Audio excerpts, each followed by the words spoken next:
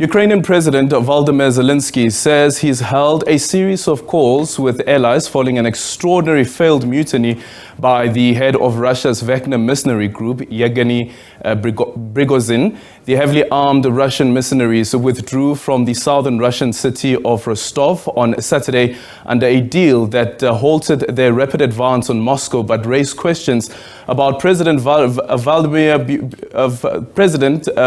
Putin's grip on power. Analysts say it's not the end of the upheaval. For more on this now, we are joined by our correspondent, Dasha Chernyshova, who is joining us live from Moscow. Dasha, good morning, and thank you so much for making time for us. First of all, tell us about the latest development with regards to this story, and also the conversation that took place between Vladimir Putin as well as the president of Belarus.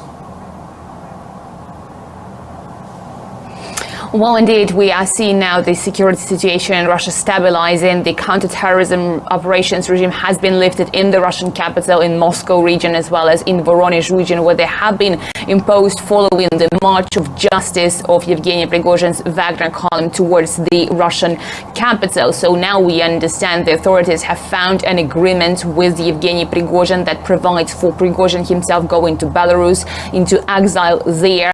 The criminal case against him being dropped, and his fighters not being prosecuted, but instead being offered to join the Russian Ministry of Defense with a contract. This deal has been brokered thanks to the efforts of the Belarusian leader Alexander Lukashenko, and Lukashenko has been in touch with the Russian president over the course of this day on Saturday, when the March of Justice, as Wagner has described it, was on its way towards the Russian capital. And also Lukashenko has been in touch with the Russian president all throughout this weekend, so we understand the sides are maintaining close contact, and Wagner chief will now be in Belarus. But there are many concerns about where he is now. We haven't heard anything about Wagner chief as of Saturday evening, when he was seen taking a car and leaving Rostov-on-Don alone with his fighters. But his press service has been silent ever since, so we don't know where he is. In the meantime, we understand that there was a first public appearance of the criticized Minister of Defense, Sergei Shoigu, that has seen lots of criticism from Yevgeny Prigozhin, and Prigozhin has been demanding staffing changes at the Russian Ministry of Defense. So this morning we've seen Sergei Shoigu appearing in the area of the so-called special military operation in Ukraine. He was inspecting one of the command posts of the Western grouping of forces, being briefed there by the Colonel General Nikiforov on the course of the ongoing special military operation, and also given the instructions to continue the intelligence efforts, and also inspecting how the troops are being provided. Some of the issues that have been criticized by Prigozhin. Yeah, and let's quickly then speak about President Volodymyr Zelenskyy saying that he has spoken to various allies. Do we know who those allies are that he's referring to, and what would have been at the center of that conversation?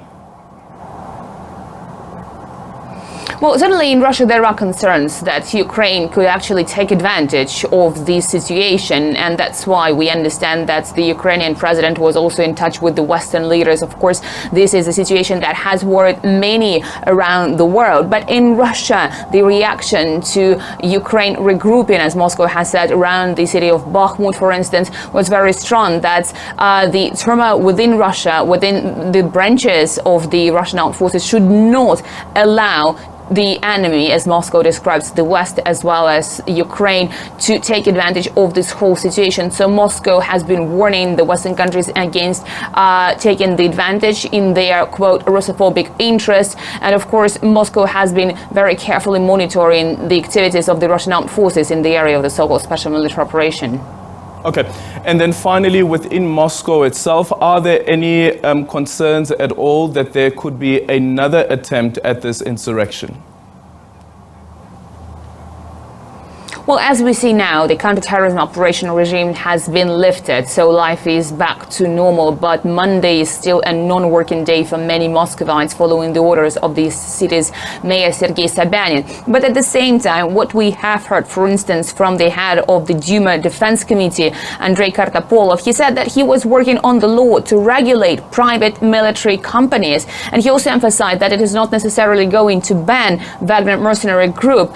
But anyway, Russia Russia is now facing a question whether this regulation has to be in place, because Wagner Group has been growing to eminence as it was fighting in Ukraine alongside the Russian regular army. And there was a legislation, the law, which obliged all volunteer detachments to sign contracts with the Russian Ministry of Defense. And Prigozhin has rejected that, saying that his fighters would not do so. They would not obey by the orders of the Russian Ministry of Defense. So that's why we have seen all of those developments. But now the big question in Russia is how to regulate the activities of these companies. But again, there are also issues whether there will be some changes in the Russian Ministry of Defense or not. But the appearance of Sergei Shoigu in the area of the special military operation is probably an indication that everything will stay in place. Yeah.